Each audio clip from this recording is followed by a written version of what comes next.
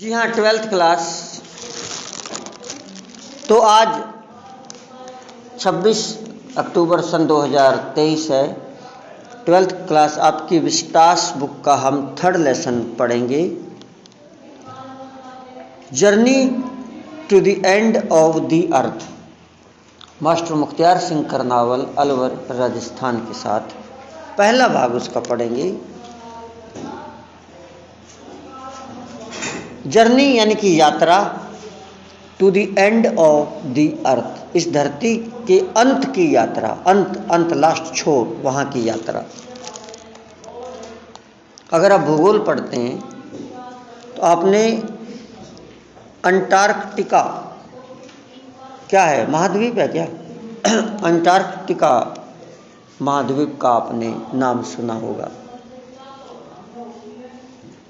अगर आप पृथ्वी ग्रह के भूतकाल की भूत में क्या था, वर्तमान में क्या है इस धरती पर, और भविष्य में क्या होगा, अगर आप धरती के भूत, वर्तमान और भविष्य के बारे में जानना चाहते हैं तो अंटार्कटिका एक ऐसा स्थान है जहाँ पर हमें जाना चाहिए। If you want to know more about the planets, ग्रह, धरती, इसके बारे में past, present and future, the Antarctica is the place to go. Bon voyage ने ये बात कही थी, तो आप वहाँ जाकर जानिए। तो इसमें लेखिका जो है तिशोनी दोषी, दोषी एक डोशी है, तिशोनी दोषी। ये कोई जैसे टूर जाता है स्टूडेंट का या कुछ लोगों का, 45 लोगों का टूर गया है अंटार्कटिका, उनके साथ गई है ये। लोग जाते हैं, गरीब आदमी तो कमाने खाने में बिजी रहता है, जिनके पास पैसा है वो सब, अब देखो अंग्रेज कितने घूमते हैं इंडिया में। अब जिनके पास पैसा है वो समुद्र में भी टाइटैनिक का मलबा देखने जाते हैं। अभी कुछ दिन पहले 4-5 गए थे, वो नीचे ही मर गए। पैसा है तो चांद पर भी जाते हैं लोग।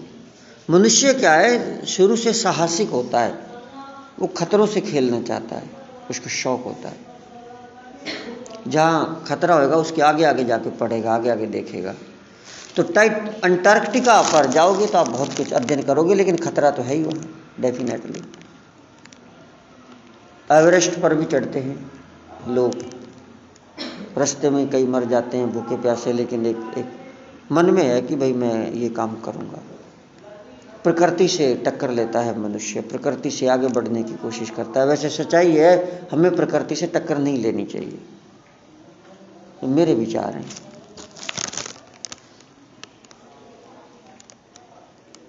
Early this year I found my self abroad A Russian research vessel.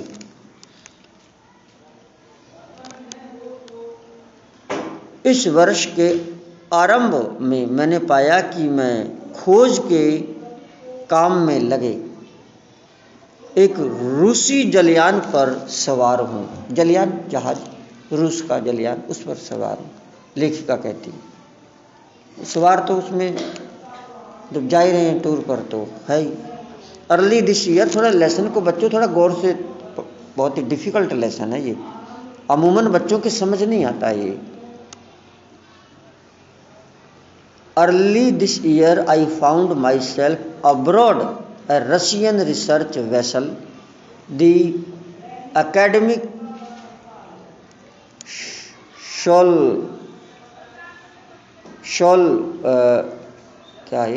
Sholvesky, heading towards the coldest, जो वो जा रहा था जलयान, किस तरफ जा रहा था, जिसका नाम एकेडमिक सोकोलस्की है, संसार के सबसे ठंडे, हेडिंग टुवर्ड्स द कोल्डेस्ट, सबसे सूखे, ड्राइएस्ट, और सबसे तेज हवा वाले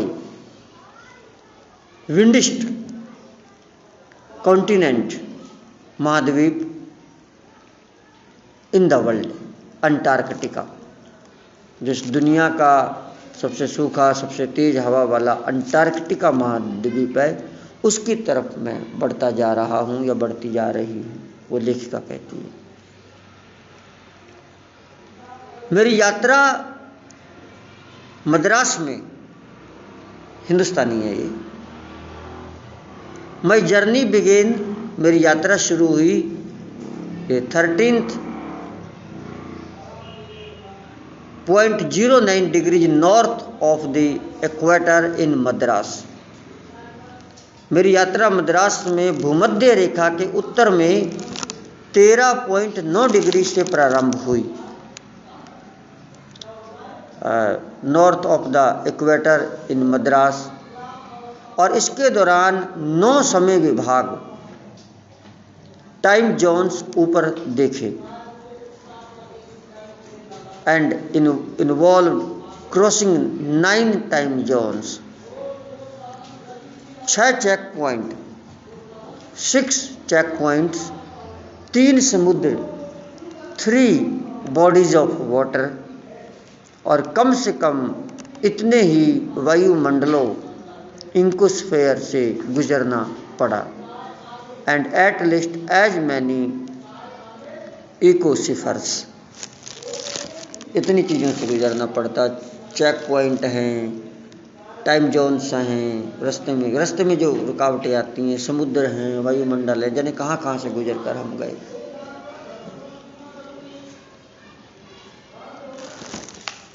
By the time I actually set foot on the Antarctica continent, I had been traveling over 100 hours in combination of a car, an aeroplane and a ship. मुश्किल है।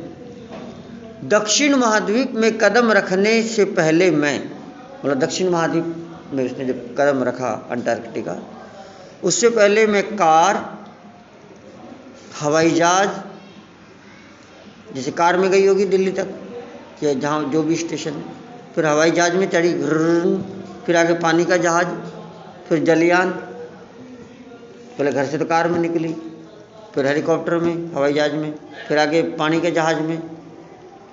कुल मिलाकर 100 घंटे से अधिक यात्रा कर चुकी थी। 100 घंटे, 100 घंटे कितने होते हैं आप देख लो।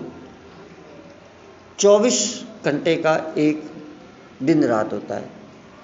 24, 24, 48, 72, 96, 4 दिन, यानी कि 4 दिन और 4 रातें, 8 दिन की यात्रा कर चुकी थी। दोबारा देखिए। By the time I actually set foot on the Antarctica continent, I had been traveling over 100 hours in combination of a car, an aeroplane and a ship. So my first emotion on facing Antarctica's expansive white landscape and uninterrupted blue horizon was relief, followed up with an immediate and profound wonder. अतः दक्षिणी महाद्वीप के विस्तृत सफ़ेद दृश्य और अवाध क्षितिज को देखकर मेरी पहली भावना शांति और चैन की थी। जब सफ़ेद वहाँ मैंने देखा, सफ़ेद दृश्य देखिए, बर्फ़ ही बर्फ़ थी, और उसके अवाध क्षितिज चौड़ा तल देखा, तो मेरी पहली भावना शांति और चैन की थी कि शांति होनी चाहिए। और इसके तुरंत बाद ही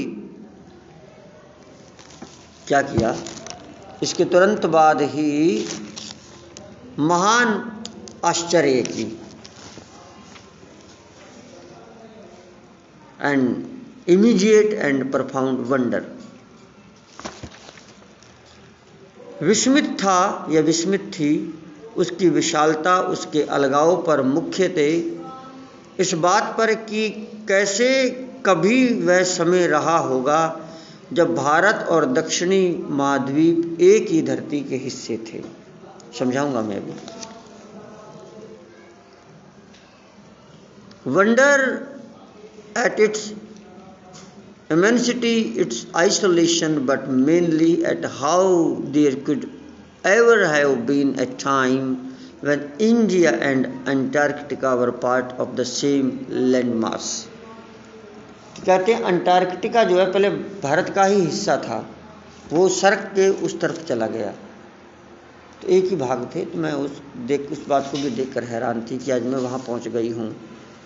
तो विद्यार्थियों, अब हम इसको आगे पढ़ेंगे सेकंड पार्ट में। आज के लिए इतना ही। Thank you so much.